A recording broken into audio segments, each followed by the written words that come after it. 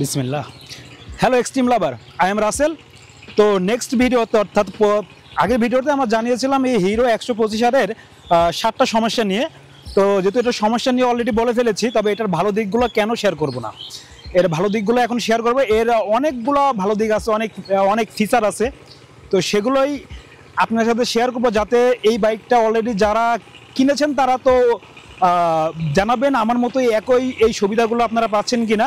আর যারা এই বাইকটা অলরেডি কিনেন নাই তারা এর ভালো দিকগুলো জেনে ফেললেন, মানে খারাপ দিকগুলো জানার পর অনেকে যদি এরকম ভেবে থাকে যে বাইকটা নিব না, কিন্তু এর ভালো দিকগুলো তো দেখতে হবে, তারপরে আপনি বিবেচনা করুন। তবে এই বাইকটার কম্পিটিটর আমরা যদি বলি, সবচেয়ে ক্লোজ কম্পিটিটর হচ্ছে গিয়ে আপনার টিভিএস রাইডার 125, তারপরে আপনার বাজাজ এনএস আছে, তবে ওইটা বাংলাদেশে ওইভাবে চলতেছে না, তবে কারণ ওইটার ফিচার কম এবং দামটা অনেক বেশি। এবং আরেকটা কম্পিটিটর আছে আপনার হচ্ছে কি ওইটার হুন্ডা এসপি। এবং তবে রিসেন্টলি আমি দেখতে পাচ্ছি সুজুকি মনোটনের সাথে এই গাড়িটার কম্পিটিটর করো, মানে অনেকে ভাবে সুজুকি মনোটন কিনবো নাকি হিরো এক্সট্রিম নিব। তো এটার ফিচারগুলো আমি বলে দিচ্ছি, মানে ফিচার যেগুলা মনোটনে নেই। মনোটন যদিও ওটা 150 সিসির বাইক আর এটা 125 সিসি, এখানে কম্পেয়ার হয় না। 30,000 টাকার অনেক বড় গ্যাপ রয়েছে। তবে এটার ভালো দিকগুলো কি আমি বলে দিলাম, মনোটন ওইগুলো নাই। আপনারা ভালো দিকগুলো আছে, কিন্তু সেটা পারফরমেন্সটা কেমন পাচ্ছেন যদি জানতে পারেন, তাহলে আপনাদের জন্য সিদ্ধান্ত নেওয়াটা সহজ হয়ে যাবে। তো আমি বাইক চালাতে আপনাদের বলতে থাকি, চলেন যাওয়া যাক। আচ্ছা, প্রথমে আমরা মিটার থেকে শুরু করি। এটার ভালো দিক হচ্ছে গিয়ে মিটারে আপনি সকল ইনফরমেশন পেয়ে যাচ্ছেন উইথ ব্লুটুথ, ক্লক এবং অন্য ফিচারগুলো, এবং সাইড স্ট্যান্ড পেয়ে যাচ্ছেন, যেটা এই সেগমেন্টের বাইকগুলোতে দেখা যায় না। এবং এখানে একটা হ্যাজার লাইট পেয়ে যাচ্ছেন দুই দিকেই। যাই হোক, আমরা এখন কাজের কথায় আসি। হিরো এক্সট্রিমের যেই ভালো দিকগুলো আছে সেটা যদি বলি, এর মধ্যে একটা আছে আপনার এফআই, যেটার কারণে আপনি মাইলেজ অনেক ভালো পাচ্ছেন। আমার দুইটা মাইলেজ টেস্ট ভিডিও আছে, আপনারা দেখে নিতে পারেন। মাইলেজ আপনি কোম্পানি যেটা বলে সেটাই পাচ্ছেন, অনেক ক্ষেত্রে এর বেশিও পাবেন। এটা আরেকটা ভালো দিক আছে আপনার এবিএস। এখন এবিএসটা আসলেই ভালো দিক কিনা সেটা দেখার জন্য আমি গাড়িটা একটু 50 পর্যন্ত তুললে এটা ব্রেক করার চেষ্টা করব। দেখুন কতটা দ্রুত থেমেছে, এটা আপনারা হয়তো বা লক্ষ্য করলে বুঝতে পারছেন। তবে এটার কিছু সাইড ইফেক্ট আছে। একটা হচ্ছে গিয়ে মানে এবিএসটার জন্য আপনারা অনেকটাই সেফলি এবং কমফোর্টলি গাড়িটা ব্রেকিং করতে পারছেন। তবে এখানে সাইড ইফেক্টটা কি, পিছনে যেই ডাম ব্রেকটা দেওয়া হয়েছে এটার জন্য আপনি যদি একদম 60-70 স্পিডে থাকেন, একদম যদি হাত ব্রেক করেন, তাহলে পিছের চাকাটা স্লিপ খায়। যদিও তুলনামূলক পিচের চাকাটা মোটা আছে আপনার টিভিএস রাইডারদের তুলনায়, তারপরেও এটা স্লিপ খায়, তবে পড়ে যাওয়ার সম্ভাবনা কম। তবে রিস্ক একটু আছে, কারণ পিছে যদি একটা ডিস্ক থাকতো তাহলে এটা হয়তো বা আরও রিস্ক ফ্রি হইতো, মানে আমার এরকম অভিজ্ঞতাটা হয়েছে। এবং এটা আরেকটা ভালো দিক যদি আমি বলি, তাহলে এটা একদম স্লো করে নিচ্ছি। গিয়ার আছে একে, আপনার এটা স্পিড খুবই দ্রুত ওঠে। আমি যদি একটু দেখানোর চেষ্টা করি, আমি একদম থেমে আছি এখন, কত দ্রুত স্পিড ওটা দেখাবো।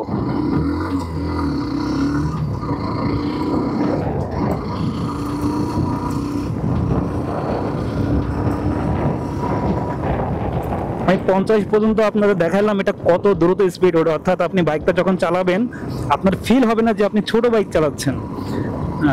হ্যাঁ, তবে এটা 50 60-70 ওঠার পরে একটু স্লো কাজ করে।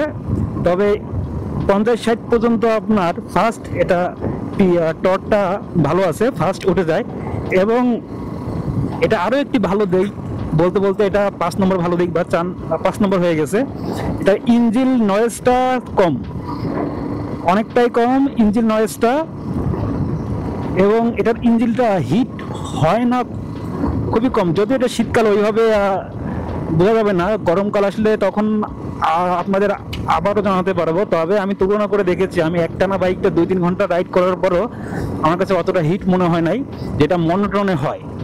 তো মনোটনের সাথে কি কি তফাৎ, এতক্ষণ আমি যেই ফিচারগুলো বললাম এগুলো মনোটনে জিক্সার মনোটনে নেই। বিশেষ করে এটা টপ যেই ভালো দিকগুলো আছে, এটা হচ্ছে গিয়ে এবিএস সিস্টেম, তারপরে আপনার এফআই ইঞ্জিন। এই দুইটা বিষয় আপনি মনোটনে পাবেন না, যেটা মেজর আর কি।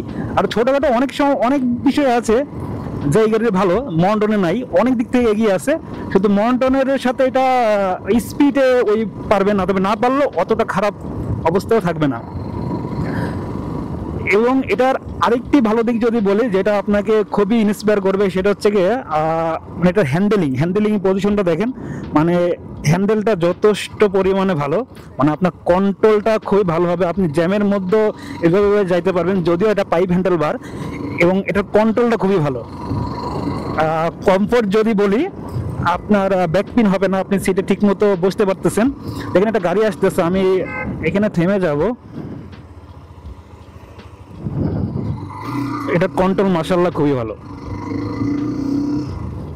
এবং আরেকটি ভালো দিক যদি এটা বলে, এটা হচ্ছে লুকিং, মানে নতুন একটা লুক দিছে, এটা অবশ্যই একটা ভালো দিক। মানুষ দেখলে একটা নজর কাটা একটা ব্যাপার থাকে। এবং এটাতে আপনি এলইডি সেটআপ পেয়ে যাচ্ছেন, ফুল এলইডি। মন্টনের এই সমস্যাটা আছে আপনার, এবং টিভিএস রাইডারেও যে আপনার হ্যালোজেন বাল্ব আছে কিছু, আর ওটার হেডলাইটের আলোটা অতটা ভালো না, তবে এটার হেডলাইটের আলো মাশাআল্লাহ যথেষ্ট ভালো। এটার প্রজেক্টর হেডলাইট রয়েছে, যথেষ্ট আপনাকে রাতে একটা ভালো ভিজিবিলিটি দেবে। তবে এটার কিছু নেগেটিভ দিকও আছে, যেটা আমি অলরেডি বলেছি। তবে আরেকটা নিউজ আপনাদের দিয়ে দেই, সেটা হচ্ছে গিয়ে আমি এখানে দিয়ে দেব, যে অয়েলটা আছে এটা আপনাদের 1 লিটার। শুনতে কেমন মনে হচ্ছে না? আসলে বিষয়টা হচ্ছে গিয়ে, প্রথম যখন বাইকটা সার্ভিস করি, এবং আমরা সবাই জানি যে এটা 750 মিটার মোবাইল যায়, তবে প্রথমে শোরুমে যাওয়ার পরে প্রথম সার্ভিসে তারা 750-এর জায়গায় 800 দিয়েছিল, একটু বেশি করে নাকি দেয়। তারপরে নেক্সট আরেকটা সমস্যার সমাধানের জন্য শোরুমে গিয়েছিলাম, তখন তারা বললে না, তাদের ভুল হয়েছে, তাদের ইনফরমেশনটা ওইভাবে ভুল হয়েছে, এখন থেকে মোবাইল, এই গাড়িতে মোবাইল হচ্ছে কি 1 লিটার।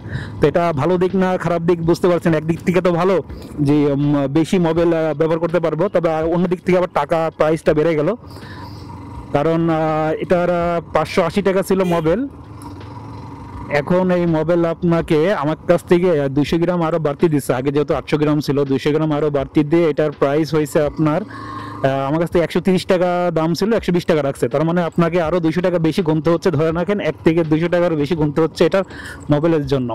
তো একদিক থেকে খারাপ দিক টাকা বেশি লাগছে, আর একদিক থেকে ভালো দিক এটার মোবাইলটা বেশি পাচ্ছেন। আরেকটি ভালো দিক রয়েছে, এটা আপনি যখন অফ রোডিং অর্থাৎ ভাঙা রাস্তায় থাকবেন, এটা সাসপেনশন যথেষ্ট আরামদায়ক। আমি আপনাকে সাসপেনশনের কতটা আপ ডাউন করে এখানে দিয়ে দেব আরেকটা ভিডিওতে। মানে অফ রোডও আপনাকে খুব একটা পেন পেতে হবে না, এবং এটা পেছনের সিটটা যিনি বসে সেও যথেষ্ট আরামদায়ক, তবে এটা একটু হাই, পিছনের সিটটা একটু হাই আছে।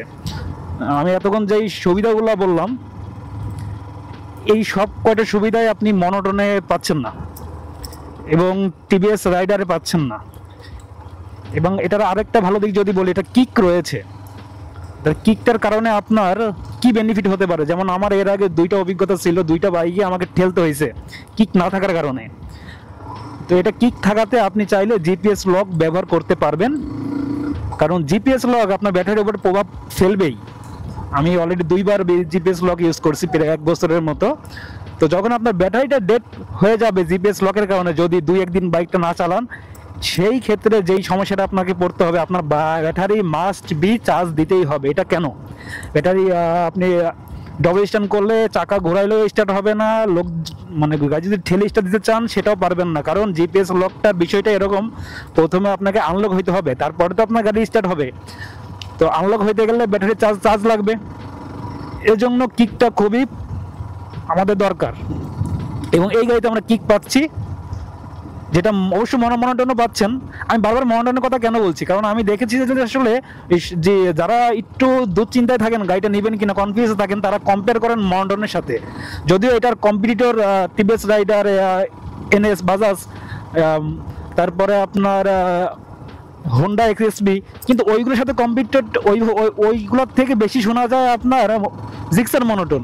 তাই আমি আপনাদের এই গাড়িটা ভালো দিকগুলো জানালাম, এবং সেই সাথে কোন দিকগুলো থেকে মনোটনে এটা এগিয়ে আছে সেটাও জানালাম। শুধু 2টা দিক থেকে পিছিয়ে আছে এটা, একটা হইতেছে আপনার এটার স্পিড, ওটার সাথে কোনোভাবে এটা বিট করতে পারবে না। দ্বিতীয়ত হচ্ছে রিসেন্ট ভ্যালু, এখন এই গাড়িটা নতুন আসছে, ওইভাবে রিসেন্ট ভ্যালু এটা আর মানে বোঝা যাচ্ছে না। তবে দেখা যাক সামনে হয়তো রিসেন্ট ভ্যালু ভালো হবে, যদি এটা সার্ভিস এবং পারফরমেন্স ভালো দেয়। তো রিসেল ভ্যালু মন্ডনের অনেক ভালো। তো এই দুইটা দিক থেকেই এই বাইকটা পিছিয়ে আছে। তো এই দুইটা দিক যদি আপনি স্যাক্রিফাইস করতে চান, মানে করতে পারেন, তাহলে আমি বলবো এই গাড়িটা আপনার জন্য। কারণ এটার মাইলেজটা আপনি অনেক ভালো পাচ্ছেন, 55+ পাবেন, এটা আপনি নিশ্চিত থাকতে পারেন। তো আশা করছি এই বাইকটার ভালো দিকগুলো সম্পর্কে আপনারা জানতে পারছেন। এটা ভালো দিকগুলো আমি মেজর যে ভালো দিকগুলো আছে সেগুলো বলার চেষ্টা করেছি। এর আগে যেহেতু খারাপ বিষয়গুলো জানিয়েছিলাম, এখন ভালো বিষয়গুলো জানালাম। তো আমি যদি কিছু মিস করে থাকি সেটা আমাকে জানাবেন, বা কোথাও যদি ভুল করে থাকি সেটাও জানাবেন। আমি চাই বাইকটা অলরেডি যারা কিনেছেন আপনাদের দিক থেকে যে ভালো দিকগুলো পাচ্ছেন, মানে মেন যে বিষয়গুলো আছে এফআই এবিএস এগুলো তো আছেই, এর বাদে যদি অন্য কোনো ভালো দিক পান সেটাও আমাদের জানাবেন। তাহলে এই বাইকটা যারা নতুন কিনতে চায় আমাদের পরিবারটা অনেক বড় হবে। তো আমি এটাই রিকমেন্ড করব যে আপনারাও জানান এই বাইকটা ভালো দিকগুলো, এবং যারা অলরেডি কিনেছেন তারাও জানান। যে কোনো সমস্যা যদি পান সেটাও নিচে কমেন্টে বলবেন, আমি যদি সমাধানটা জেনে থাকি আপনাদের জানাবো। ধন্যবাদ, ভালো থাকবেন, নেক্সট ভিডিওতে আবার দেখা হবে।